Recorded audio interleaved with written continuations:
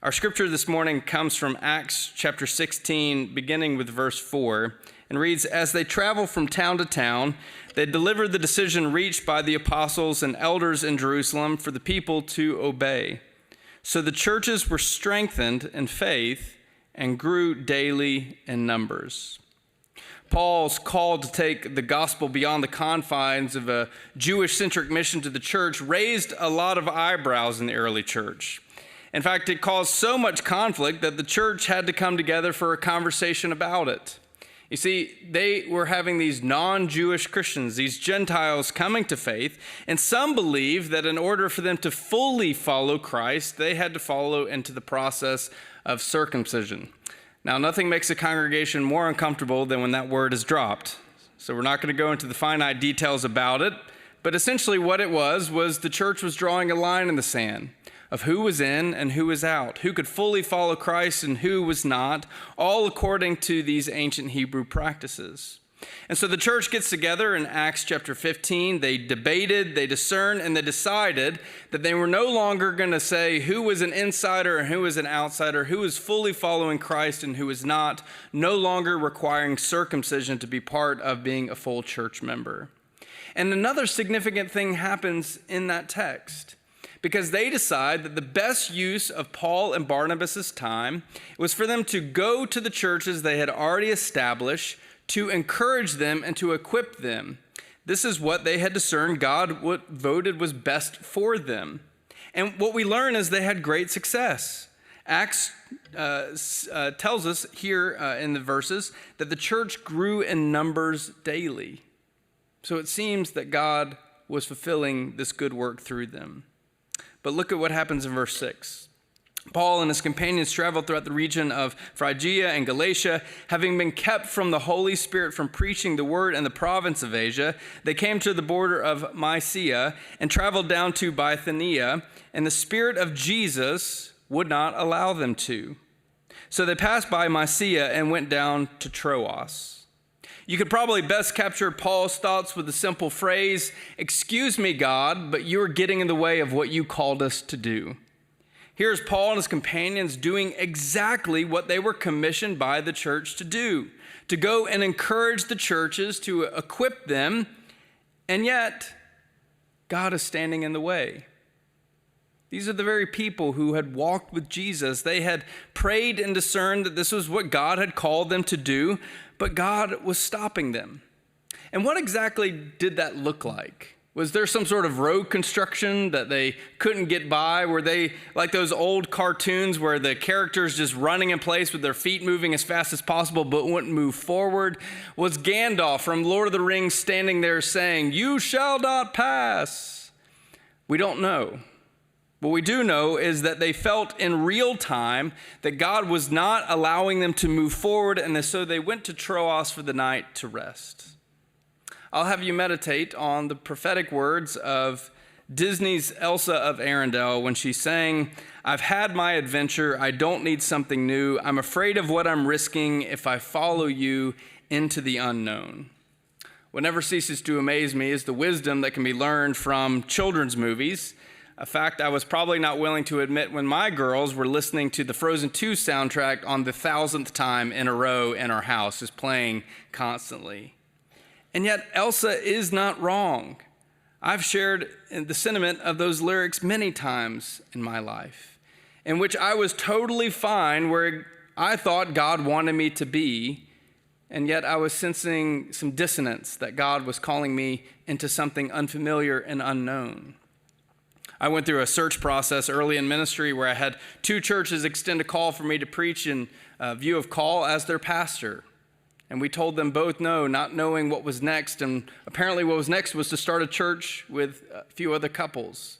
And after pastoring that church for 8 years, we sensed God calling us to leave that church and to move our family 1,000 miles away from home in Baton Rouge, Louisiana. I was sensing that moment of what was unfamiliar and unknown. I don't want that kind of adventure. I'm okay with where I am. Have you ever sensed this in your life?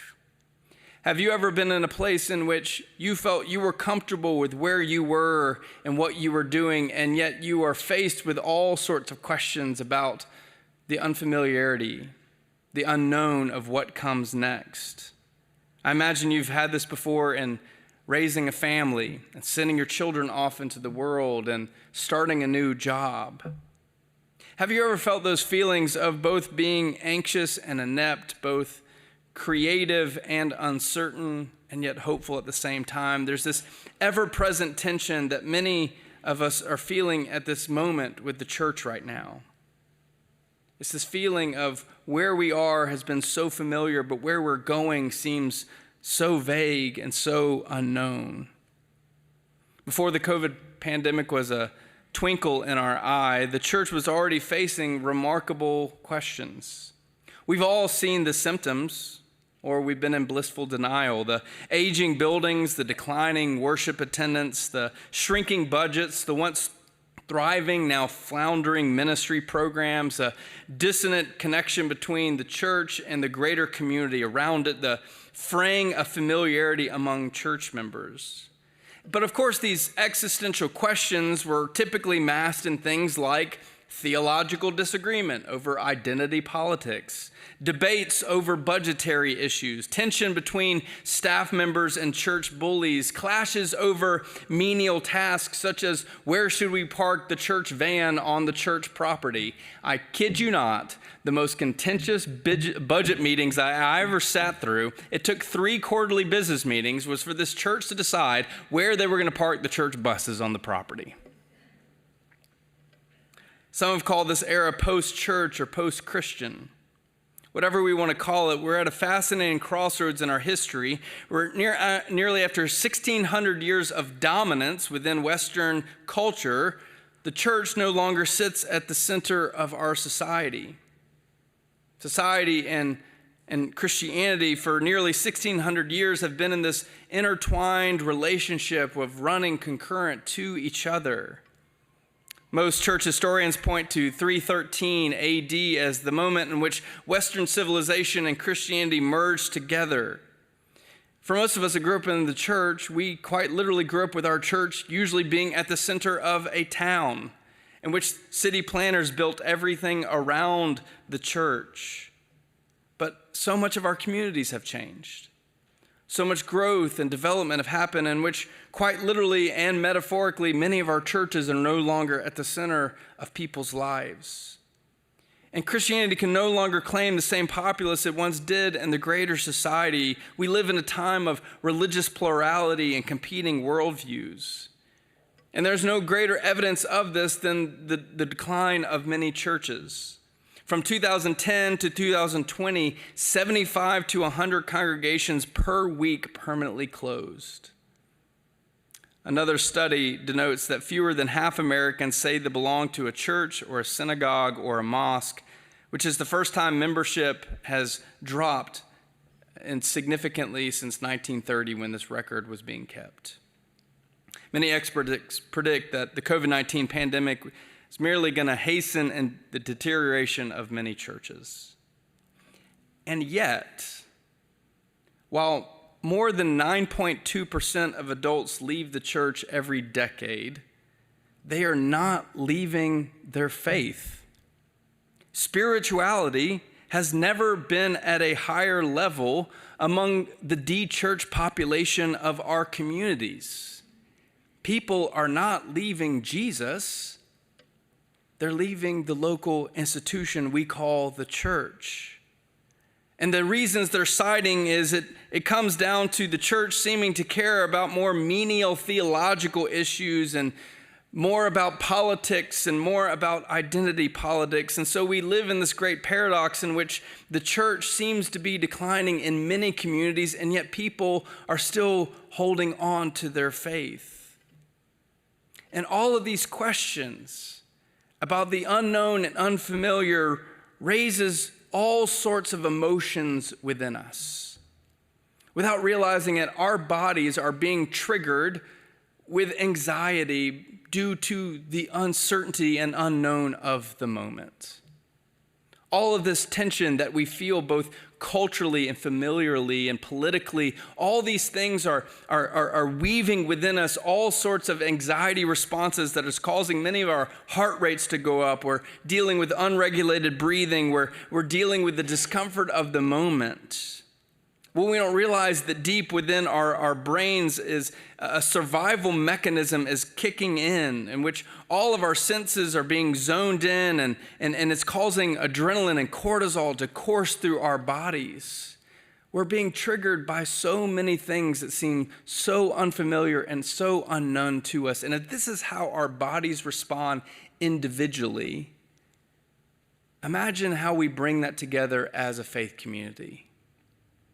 So many of our churches are dealing with stress and anxiety and deep existential questions that's weighing heavily within us.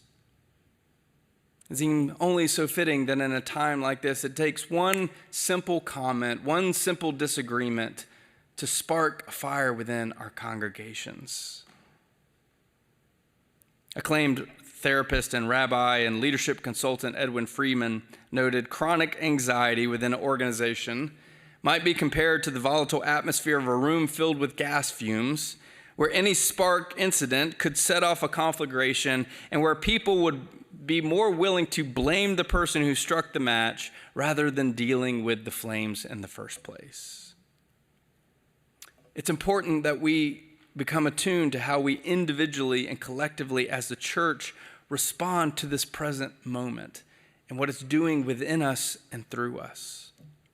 There's a fascinating research video that was created a couple years ago by some researchers at Harvard University in which they have viewers sit down and watch a video of two teenage teams passing basketballs among them. One team is wearing white, the other team is wearing black, and your job is to count the number of passes between the white team. You want to know the answer? 16. Just hold that in your head for a second.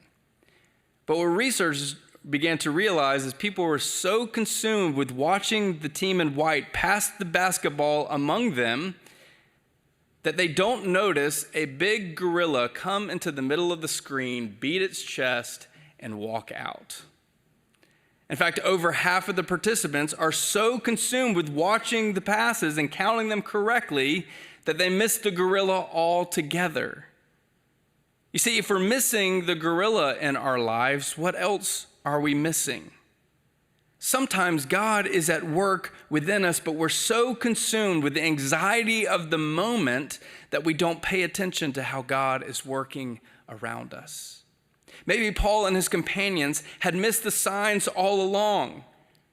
Maybe they had been having God trying to tell them over and over again that God was doing something and shifting something, but they were so fixed on what they believed God wanted them to do that they missed the signs altogether. Sometimes in the church, we're so consumed with what we know and what we can control and what we desire that maybe we're missing God working right in front of us in this present moment. It says this in verse 9. During the night, Paul had a vision of a man from Macedonia standing and begging him, "Come over to Macedonia and help us." After Paul had seen the vision, we got ready at once to leave for Macedonia, concluding that God had called to preach the gospel to them. Paul had faced this pivotal moment of faith in where he could return back to Jerusalem, back to what was familiar and known and certain, or he could choose to follow God into the unknown. Paul's faithfulness led to extraordinary moment of innovation and exponential growth for the church. He plunged the gospel deep into the heart of Europe. Within a few chapters, we're going to see thousands come to Christ, only hundreds of thousands of more, because of Paul's willingness to go beyond what he could see and what he could imagine. What we need to see, church, is that disruption can lead to innovation. Our lives and our churches will always be disrupted. And yet we recall whose church this is. However, we are spiritually and emotionally and cognitively, relationally, are we prepared for this present moment that we're in? That same Spirit that stopped Paul and his companions, spoke through a man the vision of Macedonia, and guided Paul into new possibilities is the same Spirit that abides within and around and behind and ahead of the church today. When the church finds itself on the precipice of what seems unknown and uncertain, we have a choice to make of whether or not we will shrink back in the moment and stick with what we know and what we can control, or are we willing to faithfully step out and follow God into the unknown? That doesn't mean it'll be easy. It's a difficult process, letting go of what we thought we knew, what we thought we could control, what we thought we believed was going to happen next. And yet the Spirit of God can fill us with courage and strength and fortitude and unity among us, that we can embrace this moment and step forward into where God is leading us. Uncertainty and the unknown generate a myriad of emotional and cognitive responses within us as people. Gathered together like a church, collectively our distinct responses to the unknown and uncertainty can raise all sorts of anxiety and tension and conflict within the church. So understanding our response to these things is a critical moment in this juncture. While our nature is to gravitate to what is certain and known, God is doing something world-altering when God leads us into the future. The question we have to ask ourselves this morning is simply this: will we follow God into the unknown?